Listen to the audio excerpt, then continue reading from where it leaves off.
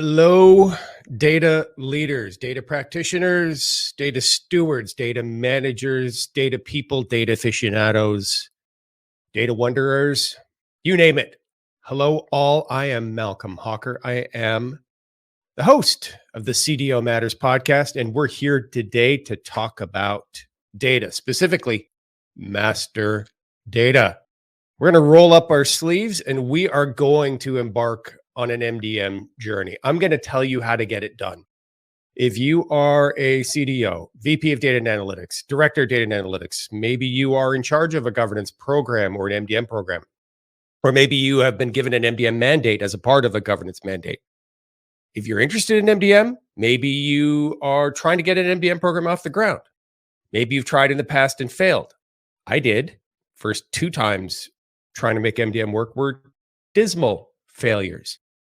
So maybe you're resurrecting an MDM program. Maybe you're trying it for the first time. Either way, or maybe you're just interested in learning more about MDM, Master Data Management.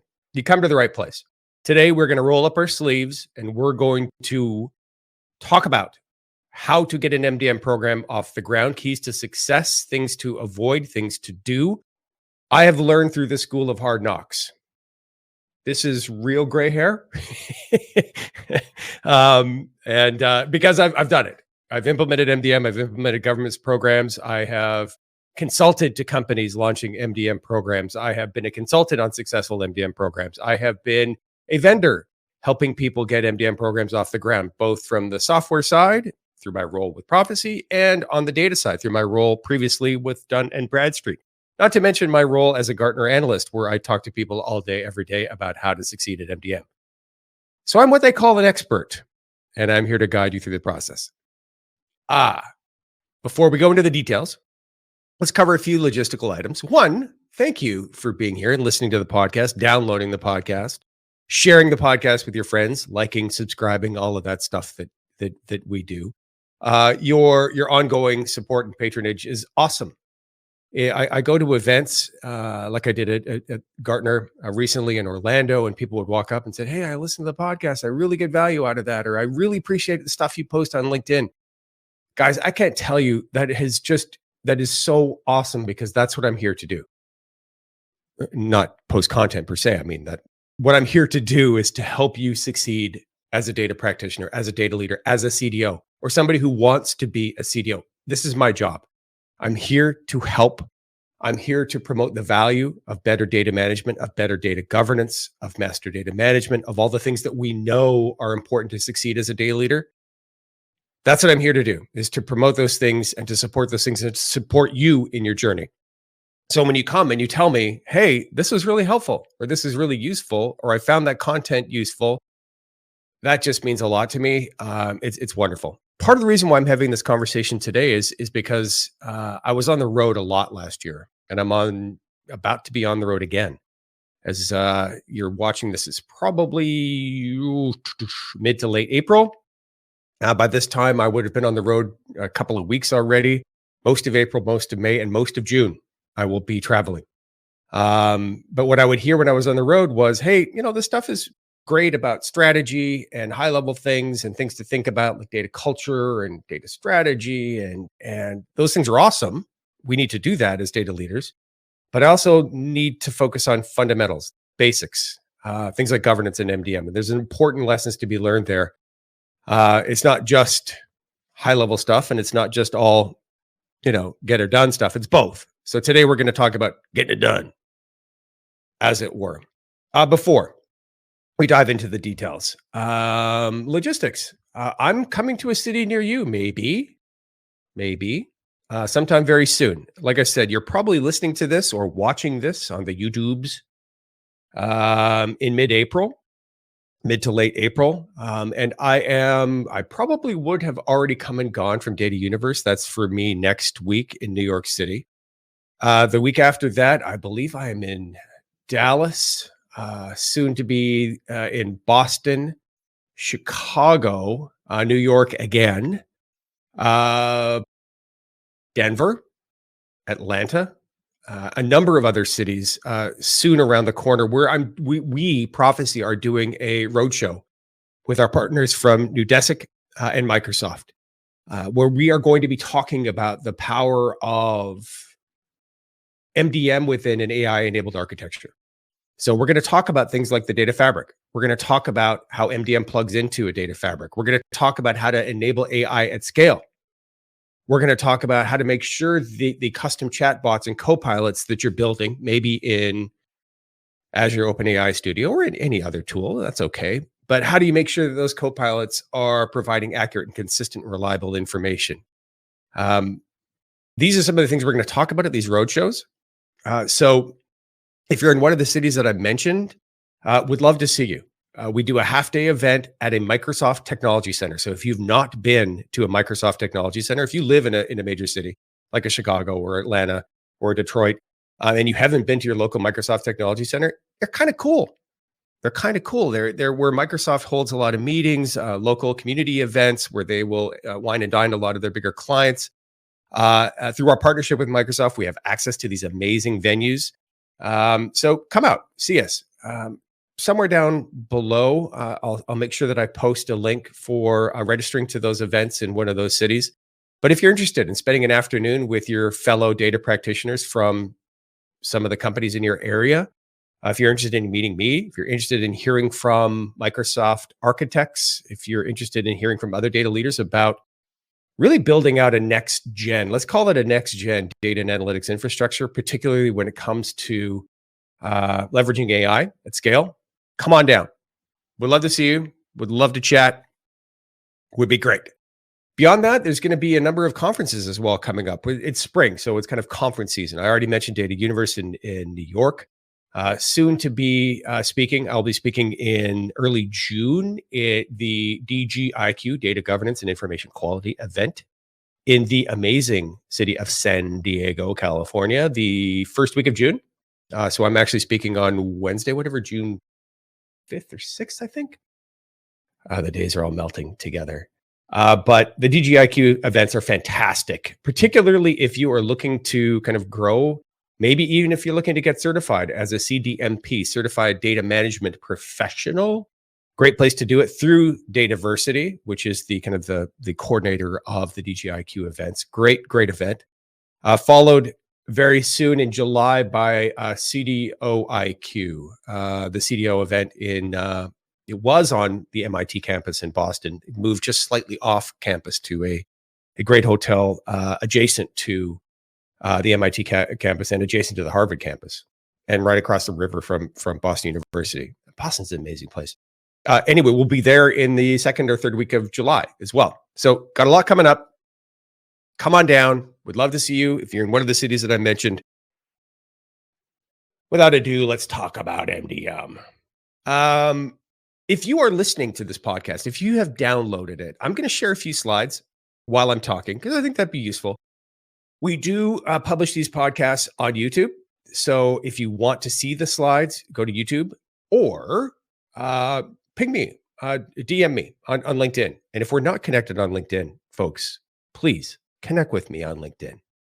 If you've got questions about anything I say on any of these podcasts, just send me a message through LinkedIn. I will absolutely respond. But if you've got questions or if you want actually a copy of the deck that I'm talking about, this deck, I'll send it to you through LinkedIn or I'll send it to you email, whatever. I'll send it to you carrier pigeon. I'm happy to distribute the deck. So if you're seeing this on YouTube, you actually want these slides. Maybe you want to use these slides to help pitch MDM within your company. Right on. Happy to share. That's cool. The slides that I'll be showing on the YouTube version that you may not be seeing as you're jogging or driving to work right now, but you can get, and I happily provide you. These slides were an adaptation of a presentation I did in my last few weeks while at Gartner. So I was doing a presentation on how to launch an MDM in 90 days that I expected to give just before I left Gartner at a Gartner event in 2022, but I didn't get a chance to just because I made a career shift and it's all good. So what you're seeing is an adaptation of that. And I think the information here is extremely useful. So let's get into it. Do we need to talk about what MDM is? Maybe. I hope not. I've got to the point where I honestly believe in my conversations that MDM is now what I said when I was a Gartner analyst in some of my last research is I said that MDM has transitioned from nice to have to must have. And I firmly believe that. At a high level, the way I describe MDM actually is a little bit different than a lot of people describe it. The way I describe MDM is literally the connective tissue in your organization. It exists in the gaps. MDM exists in the gaps and is the glue, literally, in your company between functional silos. So you've got a marketing organization as a functional silo. You've got a finance organization as a functional silo. You've got a procurement organization as a functional silo. Master data is the data that literally binds them all together. It is the thing that enables cross-functional collaboration in an organization. If you got a business process like quote to cash, quote happening in a CRM, cash happening in an ERP, there's a jump between those two systems. At some point, your quote will become a contract. And at some point, that contract will need revenue recognized in a GL, general ledger. And maybe there's a customer, of course, not maybe, of course, there's a customer name on that contract. There's an account name on that contract. Maybe even before it was a contract, it was an opportunity and there was a customer or prospect associated to that opportunity. But the concept of a customer, a buyer here, it traverses quote to cash. But usually what we see is in a CRM is defined one way and in an ERP is defined another way. Maybe in the CRM, it is the ship to, right? Who's buying it, who's receiving it, who's using the goodies. And maybe in that ERP, it's a bill to, who's paying for it. Very common to have somebody pay for something and somebody, maybe a division of a company actually use it, but the headquarters is paying for it. Bill to, ship to. Two different kind of views of that customer where the definition may even be different. Maybe the data is even different across those worlds. And how do you enable cross-functional efficiencies when the data doesn't look the same across those two silos? Answer, MDM. It's what MDM does. It's the connective tissue that holds those processes together. It is the data that is shared widely across the organization that needs consistent standards, consistent structure, consistent hierarchies, consistent governance to enable cross-functional coordination across the organization. That's what MDM is, and that's why it's important. And will AI change this? Do we see a future where we just have this kind of magic AI happening in the background where all these things go away? Oh, maybe in 10 or 15 years, maybe. But as long as companies are functionally aligned, and as long as we as CEOs and COOs and CFOs want an operating model that allows those functions a certain degree of autonomy. Autonomy is good. Domain centricity is good. As long as we as business leaders want those functions to operate a little bit autonomously, maybe have a little bit of control over their own data. This is the whole idea behind the data mesh, folks. Autonomy, domain centricity, domain control over their data. We generally recognize these things as good things. I think it's a good thing. But the challenge, the opportunity for data people just like you and me is that when marketing calls a customer one thing and finance calls it another, how do you make them coordinate? How do you create that common language across those processes? It's MDM. And MDM isn't going away. As long as those functions operate differently, and as long as we see value in them operating differently, we need a way to tie them together. And we need to do it at scale. There was a time when I led an IT organization where we created basically a really complex spider web of point-to-point integrations, where we hardwired the CRM to the ERP, where we were hardwiring the ERP to the procurement system, where we hardwired the HR system into the ERP system, and on and on. At a certain point, that is no longer scalable. Again, there's where MDM comes into play, where you have a single place to manage business rules, single place to support stewardship functions, governance functions, a single place to where you can configure and manage all of those integrations instead of having 15 different integrations. This is why I always kind of chuckle when I hear data engineers say that MDM is a solved problem, because you can create something in an ETL. You can create what my dear friend Juan Cicada would call a fancy integration, where you could take data over here and move it over here. And in that process, you can do some complex mappings, you can do some transformations, you can do some normalizations. Maybe you could do some cool stuff like some matching to see if the first three letters of the customer name are the same here as they are over here. You could do that point to point. You could do it in a pipeline. You could do it in a data engineering workflow if you wanted to. Not scalable. not scalable, not repeatable. Years ago, we used to do these things in like stored procedures, right? Where we actually wrote code to do all of this stuff, to take data out of this database and drop it into this database. And then the person who wrote the stored proc leaves and nobody knows why they're seeing what they're seeing, right? In a consuming system. What happened? I don't know. The guy left. Again, MDM. So I've opined here for about what MDM is and the value that it brings. It is all about scalability and flexibility, folks. And you need it. And you need it, not just because the company who pays my mortgage thinks you need it. I'm telling you, you need it for all the reasons that I talked about. Proof positive, guys. I can tell you, when I was at Gartner during the beginning of the pandemic and through the entire pandemic, when I was at Gartner, what we saw when the pandemic hit, I was like, oh man, this sucks, right? Things were being deprioritized. There was a recession hitting and everybody's getting freaked out. I was like, oh man, this sucks. Nobody's going to want to talk about MDM anymore. I'm out of a job, right? Like who's going to want to talk about MDM? It's going to be P2, P3, P4, priority X, right? That's what I thought. And I was totally wrong. Thankfully, I was wrong. What had happened and what we learned with the pandemic, and we continue to see to this day, is that in an era, in a world of like constant disruption and change where your business needs to adapt to changing customer behaviors, right? At the pandemic, it's like, okay, nobody's shopping anymore, right? In real life, nobody's going to the mall anymore. They want it like everything's online. Everything had already been transitioning online, but it went all in through the pandemic. Buyer behaviors completely, totally changed overnight. Supply chains changed overnight. Everything changed overnight. We remember this. When that happened, what happened was organizations said, oh, okay, we need to pivot.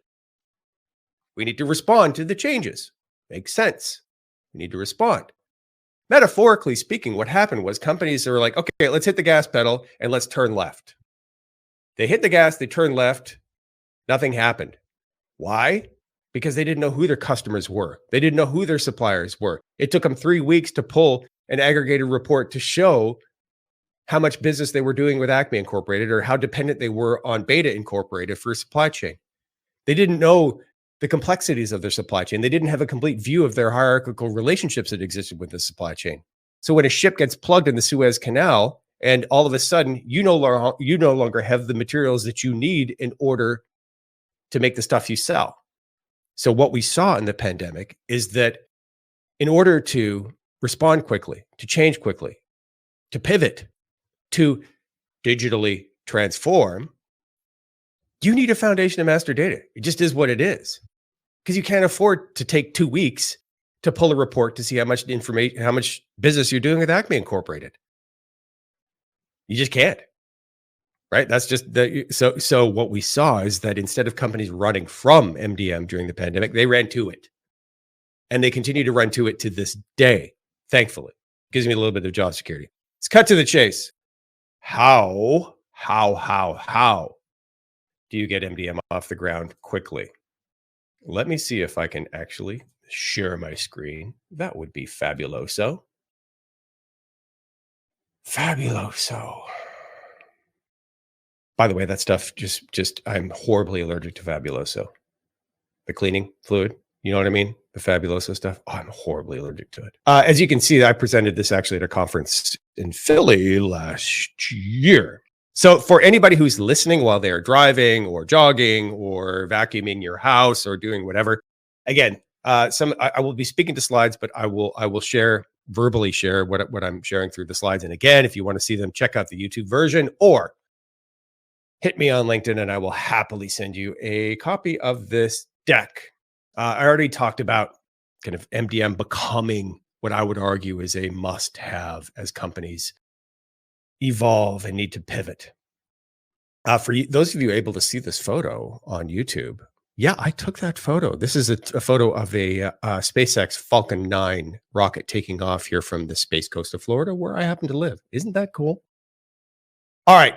There are 4 things you need to get right if you are serious about getting an MDM program off the ground. Now, my focus here is how to do it quickly, because I would argue you always need to do it quickly. The idea that the business can wait 9, 12, 18 months for MDM, that ship has sailed, folks. We can't wait. Business does not want to wait.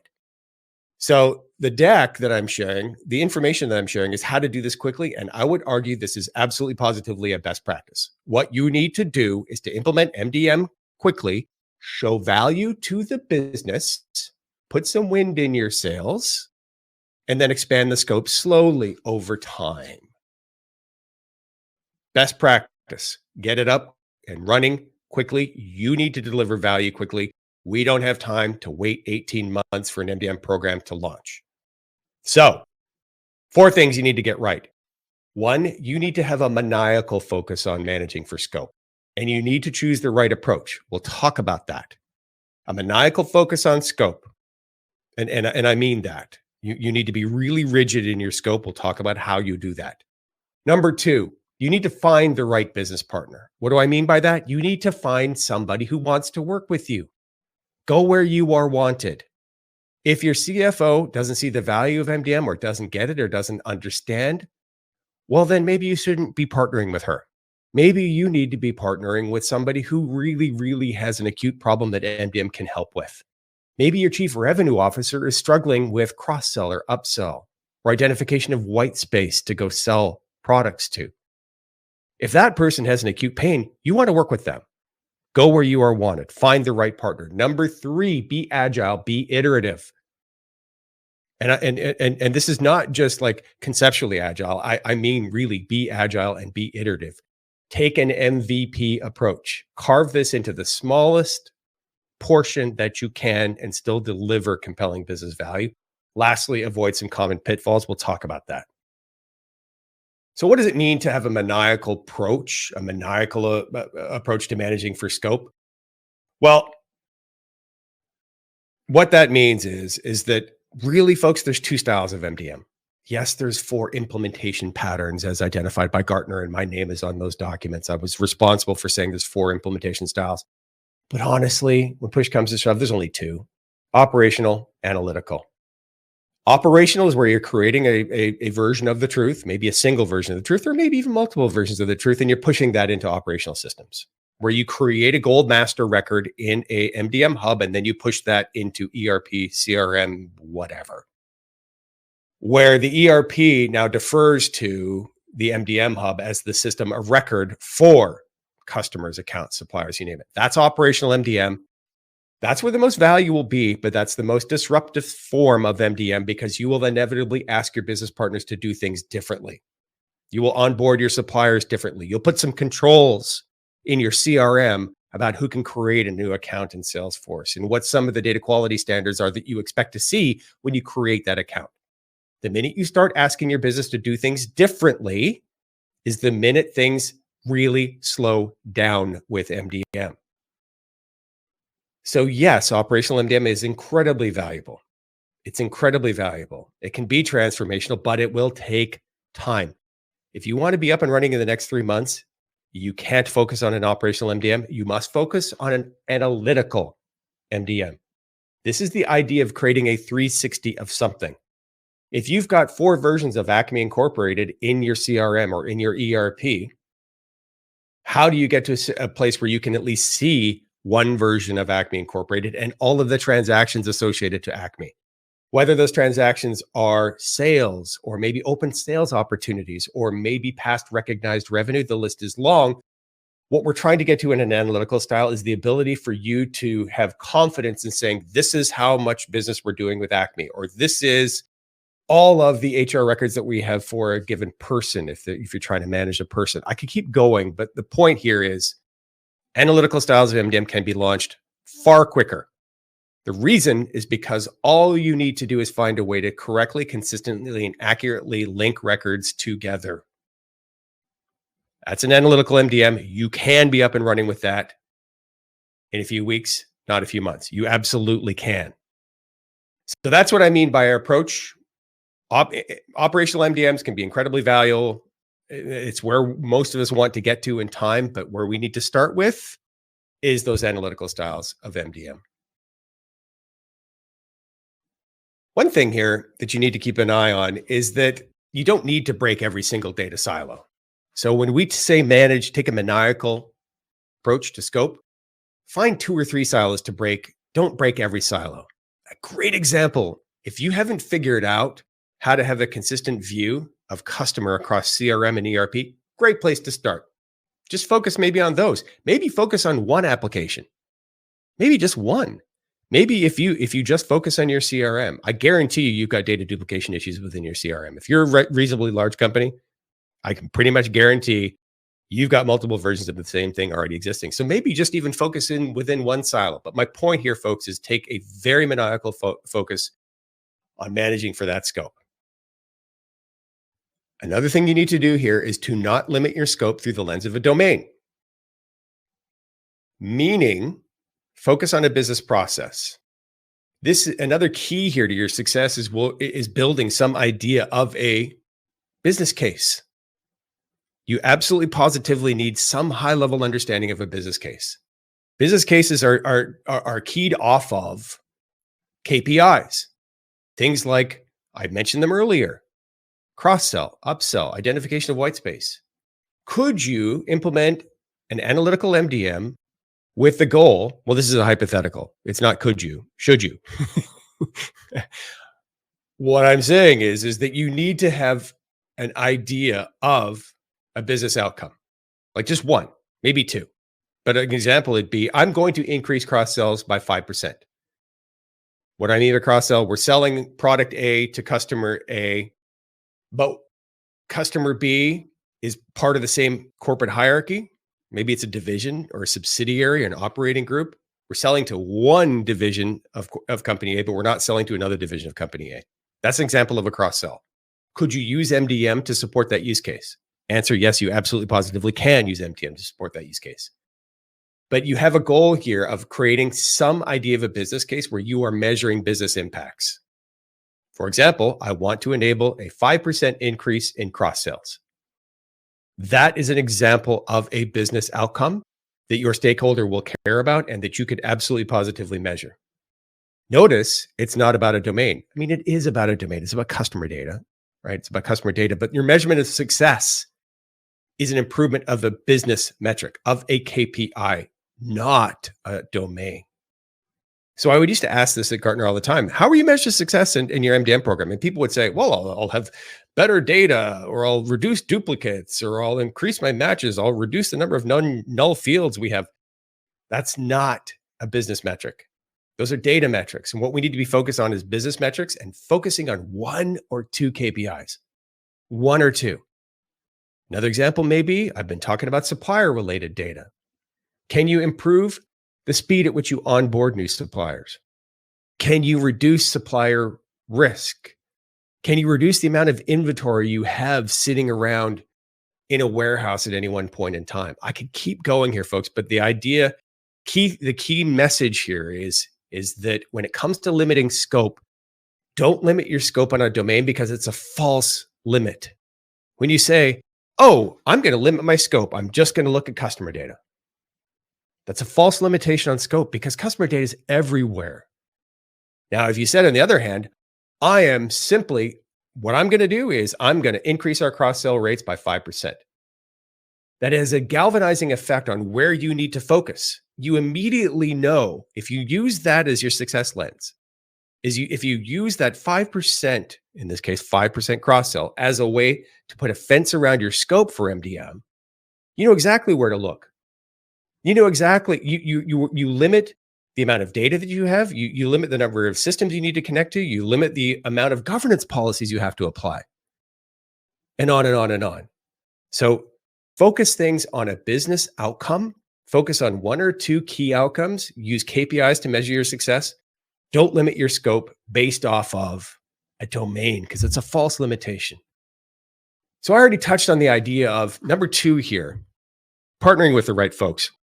I'm not going to spend a lot of time here, but what you need to do is to find people who have a lot of MDM related pain, or pain that an MDM solution could help you resolve. I've been giving example after example, right? But find people in your organization who have, a lot of the problems with MDM are almost always articulated in slow analytics, or it's time to build a report or your lack of trust around a report. If you have people in your organization, in your company who are saying, man, I just don't trust that report, or it takes forever to build that report, or the data that I see in the report is duplicated, or I don't get it, it doesn't make any sense, or it doesn't align to my business process, find those people. If they're being verbal about it, and if they're being outgoing about complaining about it, find those people, sit down with them, and start to understand, hey, could an analytical style of MDM where I find a way to reduce my duplicates, link like entities together, would this help solve their problem? Chances are it will. Those are the folks that you need to be working with. Those are the folks you need to be working with. Don't try to force engagement. I used to see this all the time. Um, I would talk to people and I'd say, okay, well, who are you working with in your MDM? Well, we're working with Department A or Department B, but they're kind of reluctant. They're not showing up to any of our meetings, and they don't want to participate in our governance committees, and they don't see the value. They're kind of pushing back. They're reluctant. It's like, all else being equal, if you can find somebody else in your organization who wants to work with you, find them. Find them. Number 3, being agile. Being agile. What does this actually mean? Well, it means start small. It means think big, but start small. And what I would see so often when I was at Gartner is so many data leaders saying things like, well, I need to do MDM. We got to do this. All right, fantastic. But I got to go do governance first. Oh, and before that, I do that, I need to define my data strategy. Oh, but before that, I need to work on fixing our data culture. Right? I need to fix our culture because we're not data driven. So I'm going to need to embark on some sort of data literacy program, maybe. And I'm going to have to try to fix our culture. And I'm going to have to spend the next 8 months defining a data strategy. Yeah. And then I'm going to need to work on governance. So I'll go hire some consultants. And then all of a sudden, this little MDM program has mushroomed into this gigantic thing that's going to take 12 months of dependent task work before I can even start an MDM. Don't do that.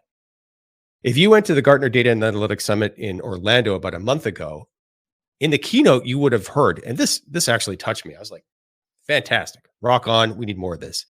What you would have heard is Gartner analysts saying, be 97% execution and 3% strategy. Doesn't mean we don't need a strategy. Those things are true. Doesn't mean we don't need to focus on governance. Also true. Doesn't mean we don't need to improve our data culture. Yes, we do. But if you are on YouTube and you're watching this, I'm showing a high level framework, a high level operating model, as it were, where basically what I'm saying is that there are certain things that are way out of your control in the short term. In the short term, as a data leader, do you need to try to become more data driven? Absolutely. Do you need to work on it? Absolutely. Are you going to move that needle anytime in the next 3 weeks? Nope, you're not. You're not going to change your governance maturity in 3 weeks. You're not going to become data driven in 3 weeks. You're not going to change your operating model in 3 weeks. You're not going to become data literate in 3 weeks. None of those things are going to happen in 3 weeks. So what you need to focus on are the things in the middle of this model. Again, I'm showing something on a screen now where you do focus on things like, okay, what technology do I need? Right? How do I define success? What does my team look like? What sort of governance do I need in order to support this MVP approach to MDM? This is what I mean by being agile. Start small. Start small. What is the minimum amount I need to do for all of these things across what I would argue is an MDM operating model? And again, I'm sharing something on the screen that you can't see if you're just listening. But these 5 things are the core of an MDM operating model. Technology certainly is one. Some idea of a business case, some idea of outcomes, and some idea of a roadmap is another.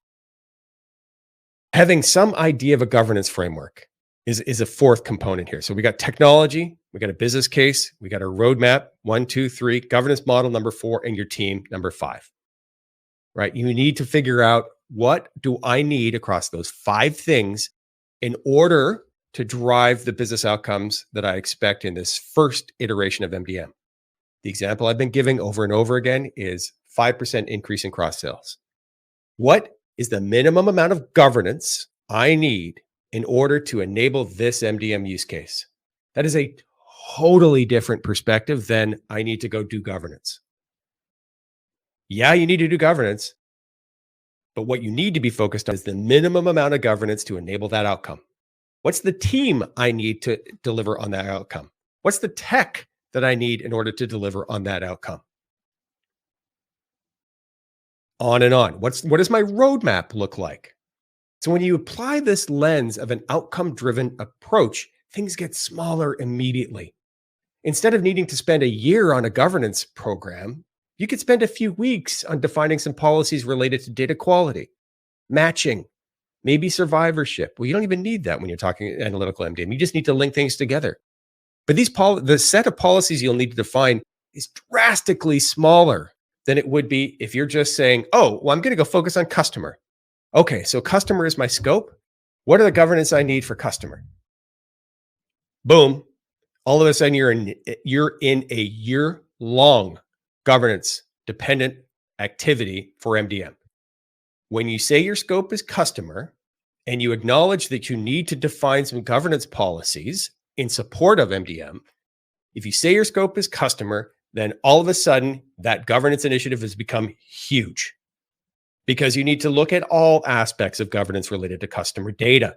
You need to look at access and security. You need to look at ethics. You need to look at every aspect of our beloved data governance framework, which is, I'm referring to the DAMA wheel, DAMA wheel. If you're not familiar with it, I would search DAMA and wheel, or the DMBOK, DMBOK. It's a functional, it's a practical way of looking at data governance. But what it will tell you is that there's a lot of work there, folks.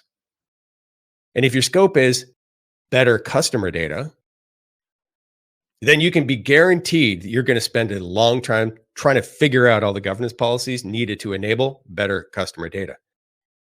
Better way to do it is to say, my outcome is, what I'm focused on is 5% improvement in cross sales. What's the governance that I need to do that? Totally different perspective. That's what I mean by being agile. Speaking of agile, when you focus on one or two KPIs, you launch that, get it done, you show value, you make your chief revenue officer ecstatic because you delivered. Find another KPI and do it again, and then do it again, and then do it again. In, let's say, a year and a half, if you keep following this pattern of agility and MVP-driven iterations, in a year and a half, you'll have crossed off probably most of your high priority KPIs, probably most of your high priority use cases. It's such a better way to approach this problem instead of top down. What we're talking about here is a bottom up approach to MDM instead of a top down approach where you focus on all customer data, all product data. Start from the bottom, work your way up, focus on KPIs, focus on business benefit. And if you do it iteratively over time, you'll get to where you need to get to far faster with less risk. And you reduce the chances that you'll have this giant monolithic MDM program that blows up halfway through, which is historically happened to a lot of MDM programs. So lastly, in our last few minutes together today, my friends, what are some of the bigger MDM pitfalls? Well, consultants would be one. 90% of MDM solutions and MDM programs are supported by consultants. So we love our consultant friends, and I know a lot of consultants listen to this podcast. The key thing that you as a data leader need to understand and manage for when it comes to consultants is you, data leader, define the scope of this initiative.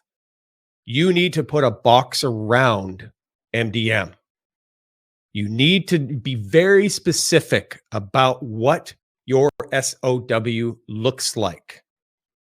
We all aspire to having fixed price SOWs, right? But we fall into these traps of saying, okay, and it's factually true. The only way that I could get to that fixed price bid is if I spend the next 6 months figuring out what the requirements are.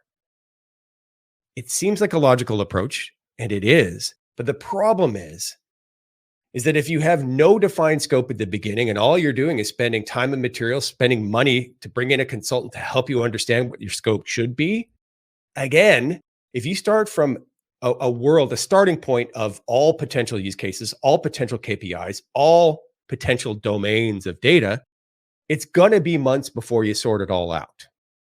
Instead, what you should be doing, again, start from the bottom up.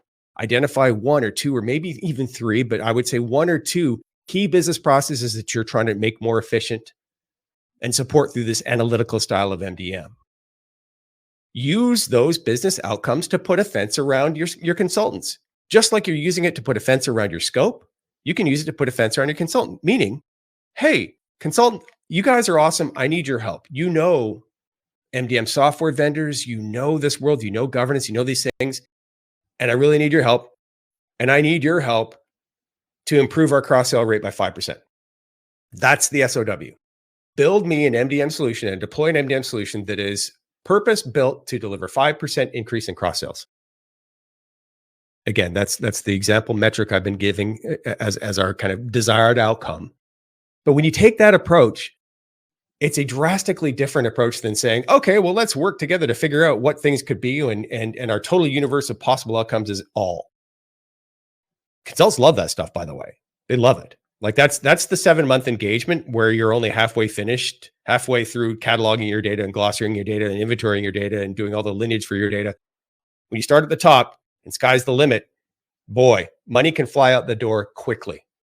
Instead, you need to do the groundwork to get to the point of having some idea of your desired outcomes, having some idea of what your scope is going to be, having some idea of what your approach is going to be, analytical MDM, having some idea of what the governance model is needed to support that, having some idea of the people required to support that. So this is going to be work on your end here, folks.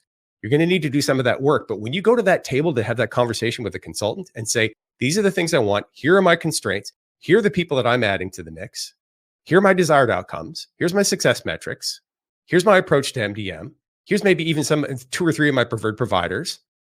That's a totally different conversation than it is, hey, help me figure it all out.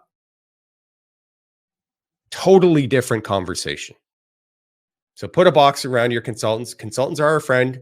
We need them to support MDM. We need them to succeed, but you define the scope, not them. Number two here from a pitfalls to avoid perspective. Try not to put MDM in a backseat. Meaning, all else being equal, MDM should be able to fund itself. MDM as a program should be able to stand on its own.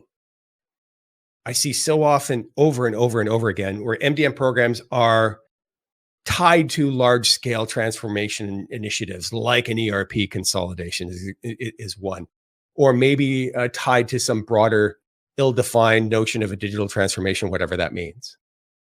All else being equal, you need to justify MDM on its own and not tie it to some giant thing that's going to take 6 years to deliver value. Which I talk to people at Gartner who gave me timelines of 3 to 5 years regularly for their ERP migrations. Well, we're moving to SAP HANA, S4 HANA. That's what we're doing. Yeah, 3 to 5 years. Business does not have 3 to 5 years to wait for the insight and the value of MDM. They've got 3 to 5 months, maybe. And if you're tied to that ERP consolidation, less likely you're going to be able to drive any meaningful value from MDM in the short term. So have it kind of stand on its own is the point here. Lastly, this is going to sound a little heretical. And if you're watching the YouTube version, you may be like scratching your head saying, what? Because I just put up a slide that said to avoid data cleanups. And let me tell you what I mean. An analytical style of MDM, where what you're trying to do is to create a single view, right? Where you create one Acme with a master ID, where every other version of Acme and every other ID associated to those multiple versions of Acme are tied to that master version of Acme. Basically, a lookup table is what we're creating here. It just doesn't sound very sexy, but basically that's what we're doing.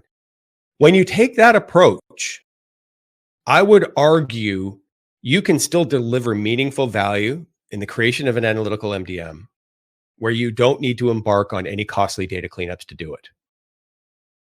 There will be some situations where the data maybe is so incomplete or so poorly structured or so problematic that you actually cannot match, where it falls into when you run a match and match algorithm is like, I don't even know what this is. That's going to happen. That's going to happen. And at that point, you could ask yourself, okay, am I going to try to clean that thing up, or am I just going to let it percolate for now? I would let it percolate. What do I mean by that? You could embark on large scale data cleanups, but if you don't even know what that record is or how to match it, how do you know it's even worthwhile to the organization? Probably a lower value record. Maybe it is, but probably it isn't. The key message here is don't get tied up into multi-month long data cleanups that aren't probably going to meaningfully move the needle in the short term. The Pareto principle will apply here. 80% of the value of what you are trying to drive will be buried in 20% of the data. And if you're out there trying to clean 100% of the data, that means 80% of your time is probably going to be wasted on that data cleanup.